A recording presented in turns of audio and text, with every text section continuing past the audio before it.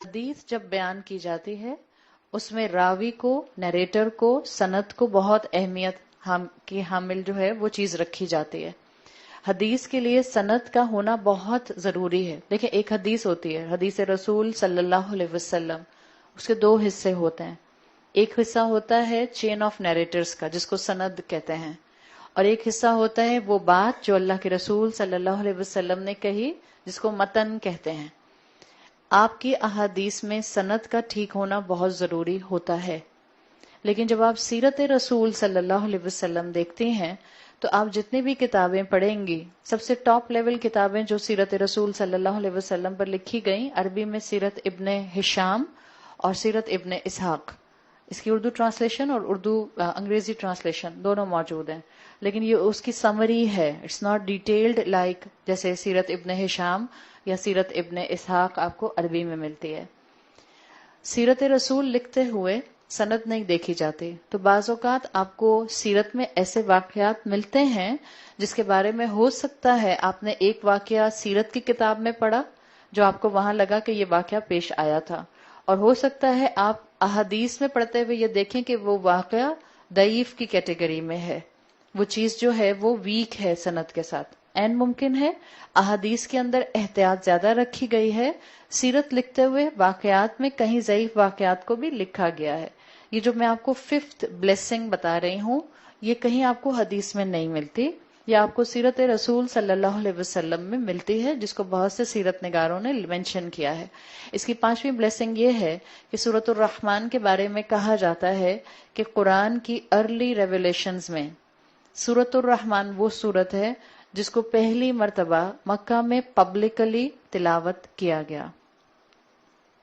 قریش کے سامنے بلند آواز میں ایک دعوت کے طور پر جب پبلکلی قرآن پڑھا گیا تو وہ سورۃ الرحمن کی آیات تھیں شروع کی. عروہ بن زبیر رضی اللہ عنہ سے یہ واقعہ آپ کو ملتا ہے کہ صحابہ کا ایک گروہ حرم میں موجود تھا اور انہوں نے کہا کہ قریش نے کبھی ہم سے قرآن نہیں سنا، یعنی وہ ایک دوسرے کو تو دارالارقم میں قرآن سناتے تھے، جو لوگ ان کو لگتا تھا کہ ان کے دل فطرت کے قریب ہیں وہ ان کو قرآن سناتے تھے تاکہ وہ ایمان لے آئیں، لیکن پبلک میں حرم کے صحن میں کھڑے ہو کر اب تک قرآن نہیں پڑھا گیا تھا. یہ وہ واقعہ ہے، یہ وہی واقعہ ہے جس کے بارے میں اگر اکثر جو مفسرین ہیں وہ سوال کرتے ہیں کہ کس نے سب سے پہلے آپ کا خیال ہے کہ حرم میں کھڑے ہو کر پبلک میں قرآن کی تلاوت کی ہوگی، تو بعض لوگ زیادہ تر لوگ کہتے ہیں کہ حضرت عمر ہوں گے یا حضرت ابو بکر صدیق رضی اللہ عنہ ہوں گے. حالانکہ عروہ بن زبیر سے جو آپ کو یہ نریشن ملتی ہے اس سے پتہ چلتا ہے عبداللہ ابن مسعود رضی اللہ عنہ تھے جنہوں نے اپنے آپ کو والنٹیئر کیا تھا کہ وہ پبلک میں قریش کے سامنے قرآن پڑھیں گے. یمنی شیپرڈ جو عبداللہ ابن مسعود تھے، یہ غلام نہیں تھے، لیکن ان کے لیے کہا جاتا ہے اگر آپ ان کی بایوگرافی پڑھیں یہ ہائرڈ سرونٹ کے طور پر کام کرتے تھے. ہائرڈ سرونٹ آپ ایسے سمجھ سکتی ہیں جیسے اس وقت ہمارے گھروں میں جو ڈومیسٹک سٹاف ہوتا ہے، یہ غلام کی کیٹیگری میں نہیں تھے، لیکن ان کے پاس کوئی قبیلے کی پروٹیکشن نہیں تھی. لوور سوشیو اکنامک کلاس سے ان کا تعلق تھا، کوئی ٹرائبل پروٹیکشن ان کے پاس نہیں تھی، اور ان کے پاس کوئی ایسا پیچھے ایک بڑا جتھا موجود نہیں تھا کہ اگر قریش ان کے اوپر حملہ کرتے تو کوئی ان کو بچاتا. آپ کو یہ بات معلوم ہوگی کہ عرب کے اندر ٹرائبل پروٹیکشن کی بڑی اہمیت ہوتی تھی. اگر کوئی ایک ٹرائب کا انسان نقصان میں ہوتا تھا یا مشکل میں ہوتا تھا تو اس کے باقی قبیلے والے فوراً اس کو بچانے کے لیے پہنچ جایا کرتے تھے. تو جب یہ بات سامنے آئی کہ کون قریش کے سامنے جا کر قرآن کو پبلک میں پڑھے گا، تو عبداللہ ابن مسعود نے رضی اللہ عنہ نے والنٹیئر کیا. ان کے دوستوں نے ان کو روکا آپ یہ کام نہیں کریں، اس لیے کہ ان کو ڈر تھا کہ جب ہم پبلک میں پہلی مرتبہ اس طرح سے قرآن کو پریچ کریں گے تو یہ ابو جہل اور ابو لہب اور یہ جتنے بھی سردار ہیں ان کو بہت غصہ آئے گا، اور غصے میں پھر یہ آگے بڑھیں گے، اور اگر کوئی ایسا شخص سامنے ہوا جس کی کوئی ٹرائبل پروٹیکشن نہیں ہوگی تو مار مار کر اس کا حال برا کر دیں گے. تو ان کے دوستوں نے، عبداللہ ابن مسعود کے دوستوں نے ان کو منع کیا کہ آپ نہیں کریں گے. عبداللہ ابن مسعود وہ صحابی ہیں جن کی تلاوت بہت خوبصورت تھی اور جو بہت محنت سے، بعض صحابہ کہتے ہیں جو بہت محنت سے قرآن کو پڑھنا سیکھا کرتے تھے. آپ کو عبداللہ ابن مسعود کے بارے میں الفاظ ملتے ہیں، اس میں آتا ہے من اراد یسمع القرآن ردن طرین کما انزل، جو کوئی چاہے کہ وہ قرآن کو ایسا محسوس کرے جیسا بالکل فریش ابھی نازل ہوا ہے، تو وہ عبداللہ ابن مسعود کی تلاوت سن لے۔ رسول اللہ صلی اللہ علیہ وسلم اکثر عبداللہ ابن مسعود رضی اللہ عنہ سے کہا کرتے تھے کہ آپ تلاوت کیجئے، اور رسول اللہ سنا کرتے تھے۔ تو عبداللہ ابن مسعود رضی اللہ عنہ نے کہا کہ یہ آنر میں لینا چاہتا ہوں اور میں پبلک میں قرآن پہلی مرتبہ پڑھوں گا۔ انہوں نے ہمت کی، حرم کے صحن میں جا کر انہوں نے سورۃ الرحمن کی تلاوت شروع کر دی، اور جیسے انہوں نے شروع کی آیتیں اس وقت نازل ہوئی تھیں، شروع کی چند آیتوں پر ہی قریش کے سرداروں کو، ابو جہل بھی وہاں بیٹھا تھا، ان کو اندازہ ہو گیا کہ یہ قرآن کی تلاوت کر رہے ہیں۔ سب آگے بڑھے اور انہوں نے عبداللہ ابن مسعود کے اوپر حملہ کر دیا، اور اتنا مارا کہ آلموسٹ ان کو گرا دیا۔ عبداللہ ابن مسعود کے بارے میں اگر آپ پڑھیں تو ہائٹ میں بہت چھوٹے تھے اور لین باڈی تھی بہت۔ ابو جہل جس کا اسٹیچر اگر آپ جانتے ہو حضرت عمر رضی اللہ عنہ جیسا 6+ ہائٹ کا انسان تھا ابو جہل۔ ابو جہل نے اپنا پاؤں ان کی کالر بون پر رکھ دیا اور 2-3 مرتبہ بہت زور سے ان کی کالر بون پر اپنا پاؤں مارا، اتنا کہ بے ہوش ہو گئے عبداللہ ابن مسعود۔ ظاہری بات ہے جب یہ قریش کے سردار مار رہے تھے تو کوئی پاس بچانے نہیں آیا۔ جب یہ چلے گئے اور یہ سمجھ کے چلے گئے کہ شاید یہ اب مر چکے ہیں، مردہ ہو چکے ہیں، تو ان کے دوست ان کو آ کر اٹھا کر ان کے گھر لے گئے۔ جب ان کو ہوش آیا تو انہوں نے پوچھا مجھے کیا ہوا تھا، تو دوستوں نے بتایا کہ آپ نے اس طرح سے پبلک میں قرآن پڑھا تھا اور سب سرداروں نے آپ کو مل کر بہت مارا ہے۔ تو عبداللہ ابن مسعود کے الفاظ کا مفہوم آتا ہے، انہوں نے کہا اللہ کی قسم میں کل دوبارہ جا کر اسی طرح قرآن پڑھوں گا، میں نے اللہ کے دشمنوں کو اس سے زیادہ کمزور کبھی نہیں پایا۔ اسلاموفوبیا ساری دنیا میں پھیل جائے اور مسلمان اپنے کونوں میں بند ہو کر بیٹھ جائیں، یا مسلمان عورتیں اپنے حجاب اتار دیں، یا مسلمان مرد اپنی داڑھی صاف کروا دیں اس ڈر سے کہ کہیں ہم مسلمان نہ لگنے لگ جائیں، اس طرح کے واقعات ہمیں بار بار اور کئی مرتبہ سننے اور پڑھنے چاہیے۔ اس لیے کہ جس طرح سے قریش نے اور جس طرح سے ابو جہل نے عبداللہ ابن مسعود کو مارا تھا، آج کوئی اس طرح سے مجھے اور آپ کو نہیں مارتا۔ بہت سے بہت مار بھی دیا تو کیا ہوگا؟ بہت سے بہت کیا ہوگا؟ کیا ہوگا؟ جان ہی نکل جائے گی نا۔ بہت سے بہت تو یہی ہوگا، لیکن اللہ کے بندے اللہ کے دین پر کمپرومائز نہیں کرتے۔ حق ایک دفعہ دل میں اتر جائے پھر وہ کردار میں مینیفیسٹ ہوئے بغیر اور اعمال میں مینیفیسٹ ہوئے بغیر رہتا نہیں ہے۔ تو یہ 5ویں بلیسنگ ہے سورۃ الرحمن کی، کہ یہ وہ سورت ہے جس کو پبلک میں اس طرح سے تلاوت کیا گیا۔ باقی جتنی آپ کو بلیسنگ سورۃ الرحمن کی ملتی ہیں، جو آپ آس پاس اپنے سنتی ہیں کہ بیمار کے کان پر لگا دی جائے، وہ کسی کا پرسنل ایکسپیرینس ہے جس کی وجہ سے لوگ جو ہیں وہ ایک دوسرے کو تھرو ورڈ آف ماؤتھ بتاتے ہیں۔ قرآن پورا شفا ہے، قرآن کی ہر آیت شفا ہے، اسپرچولی بھی موسٹ ڈیفینیٹلی ہمارا ایمان ہے، فزیکلی بھی۔ آپ اس کو جس ایمان کے ساتھ پڑھیں گی، آپ اس کے جس حصے کو جس نیت سے پڑھیں گی، یہ آپ کو انشاءاللہ فائدہ دے گا۔ آپ کو احادیث سے جو بلیسنگز ملتی ہیں وہ یہ 5 بلیسنگز ہیں۔ کلیئر ہو گیا؟ چلیے آگے بڑھتے ہیں۔ شان نزول دیکھیں اگر اس سورت کا، آپ کو معلوم ہے شان نزول کیا ہوتا ہے؟ اللہ کا بڑا کرم رہا اس جنریشن کے اوپر جس جنریشن کو اللہ کے رسول صلی اللہ علیہ وسلم کے کمپینینز کے طور پر سامنے لایا گیا۔ صحابہ کے اوپر اللہ کے بہت سے اکرام میں سے ایک کرم یہ تھا کہ جہاں ان کی زندگی میں کوئی مسئلہ آتا تھا وہاں ان کے لیے قرآن کی آیات نازل ہو جاتی تھیں۔ آپ کی اور میرے لیے یقیناً بینیفٹ یہ ہے کہ ہمارے پاس بین الدفتین بٹوین 2 بائنڈنگز قرآن اس وقت موجود ہے، 2 جلدوں کے درمیان میں قرآن موجود ہے پورے کا پورا۔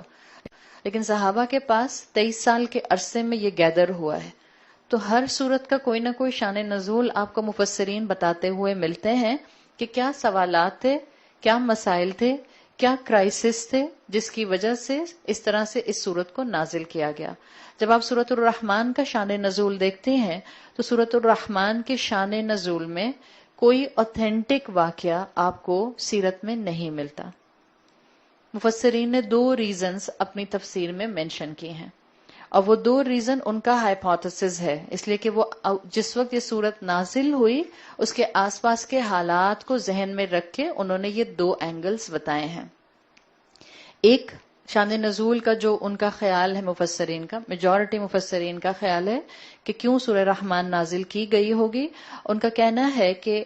سورۃ الرحمان اس لیے نازل ہوئی تھی کہ قریش اور عرب کے لوگ جنہوں نے اللہ کے رسول صلی اللہ علیہ وسلم کی زبان سے اسلام کی دعوت سنی تھی، ان کے لیے رحمان کا لفظ نیا تھا۔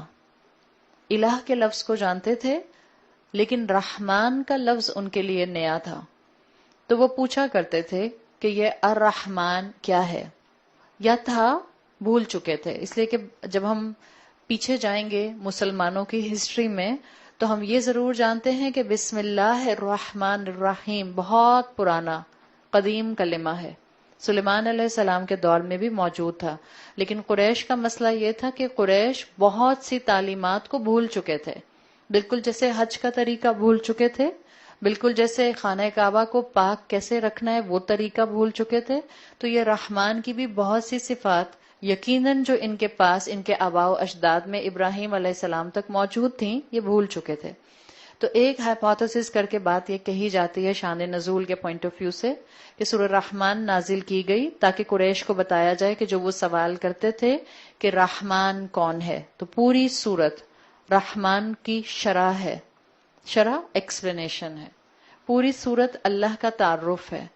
پوری سورت بتاتی ہے کہ اللہ کس کس اینگل سے رحمان ہے۔ ایک اس کے شان نزول میں آپ کو یہ ریزن ملتا ہے۔ دوسرا ریزن آپ کو شان نزول میں یہ ملتا ہے جو مفسرین بتاتے ہیں کہ قرآن کے اوپر ایکوزیشنز لگائے جا رہے تھے کہ یہ انسان کا کلام ہے۔ رسول اللہ صلی اللہ علیہ وسلم جب قرآن کو اللہ کی وحی بنا کر پیش کرتے تھے تو یہ لوگ کہا کرتے تھے کہ یہ انسانوں کا کلام ہے، انما یعلمہ بالبشر۔ رسول اللہ کے اوپر بھی الزام لگاتے تھے اور قرآن پر بھی الزام لگاتے تھے کہ انہوں نے یہ کسی انسان سے سیکھا ہے۔ آپ کو معلوم ہے، آپ میں سے جن لوگوں نے سیرت کی کتابیں پڑھی ہیں، کئی الزامات، کئی ایکوزیشنز رسول اللہ صلی اللہ علیہ وسلم پر لگائے گئے کہ انہوں نے یہودی رہبائز سے یا کسی غلام سے پچھلی کتابوں کی تعلیم سیکھ لی ہے اور یہ آ کر ہمیں ایک نئی وحی کے طور پر اس کو مینشن کر رہے ہیں۔ تو یہ مختلف حالات کو گیج کر کے یہ دو ریزنز آپ کو ملتے ہیں جو مفسرین نے سورۃ الرحمن کے شان نزول میں مینشن کیے ہیں۔ اکثریت کے نزدیک سورۃ الرحمن مکی سورت ہے اور مکہ کے ارلی مکن ایرا میں نازل ہوئی ہے۔ بعض مفسرین یہ کہتے ہیں کہ شروع کی 20 جو ریویلیشنز ہیں، 20 ریویلیشنز، انہی کے اندر سورۃ الرحمن جو تھی یہ نازل ہوئی تھی۔ سورۃ الرحمن بہت زیادہ مسلمانوں میں کیوں پرومیننٹ رہی؟ اس لیے کہ اس میں ایلوکوینس اپنے کلائمیکس پر ہے، فصاحت اور بلاغت، ردھم اپنے کلائمیکس پر ہے، اسی لیے آپ دیکھیں اس کی تلاوت آپ کو اپیل کرتی ہے، اسی لیے اس کی تلاوت چھوٹی چھوٹی آیتیں ہیں لیکن جو اس کا ردھم ہے، جو اس کی ایلوکوینس ہے، جو اس میں لٹریچر کی ہائٹ ہے، وہ اس سورت کو بہت یونیک بناتی ہے out of so many other مکی سوراز۔ آلدو مکی سورہ میں آپ کو یہی کانسیپٹ ملتا ہے لیکن آپ کو اس سورت کے اندر جو مین ایسنس ملتا ہے، جو پاورفل مین ایسنس ملتا ہے، وہ ہے اس سورت کا بیان، اس میں سلیکشن آف ورڈز جو کیا گیا ہے جس کو فصاحت، بلاغت، ایلوکوینس کہا جاتا ہے۔ تو یہ ایک ریزن ہے، یہ 2-3 ریزن جو آپ کے سامنے آئے شان نزول کے کہ یہ مکی سورت ہے، قریش کے سوال کے جواب پر نازل ہوئی کہ رحمان کون ہے، اس ایکوزیشن کے جواب میں نازل ہوئی جب یہ کہا گیا کہ یہ قرآن کسی انسان کا سکھایا ہوا کلام ہے، یا بعض قریش کے لوگ ایکوزیشن لگاتے تھے کہ یہ محمد کا کلام ہے صلی اللہ علیہ وسلم۔ اس سورت کی تھیم کیا ہے؟ دیکھیے اس سورت میں احکامات نہیں ہیں، اس سورت کے اندر جو آپ کو تھیم ملے گی، اس سورت کے اندر تھیم ہے ایمان باللہ، اللہ پر ایمان مضبوط ہوگا، اور ایمان بالآخرہ، آخرت پر ایمان مضبوط ہوگا۔ اور جنرلی جتنی بھی مکی صورتیں ہیں 1/3 قرآن آپ کو جو ہے وہ اسی تھیم کے ساتھ ملے گا، جس میں آپ کو ایمانیات پر بات ہوتے ہوئے نظر آئے گی۔ تو ہم یہاں پر اللہ سے محبت کو اور بڑھائیں گے. ہم یہاں سے دنیا کی زندگی کے مقصد کو سمجھتے ہوئے آخرت کی اہمیت کو دوبارہ سے اپنے ذہنوں کے اندر اجاگر کریں گے. یہ اس کی تھیم ہے.